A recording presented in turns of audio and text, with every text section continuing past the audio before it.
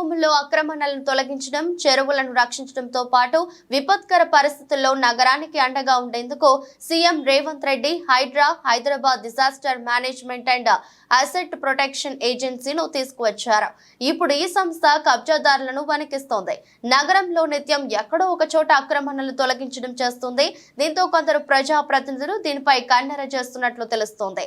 ఈ సంస్థను రద్దు చేయాలంటూ కొంతమంది స్థానిక ప్రజాప్రతినిధులు, ఒకరిద్దరు ఎమ్మెల్యేలు సైతం డిమాండ్ చేసినట్లు సమాచారం.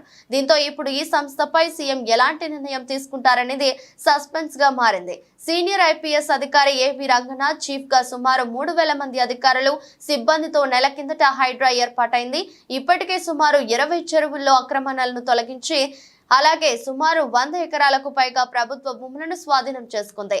ఇలా ఏర్పాటైన నెల రోజుల వ్యవధిలోనే తన ఉనికి చాటుకుంది సంస్థ.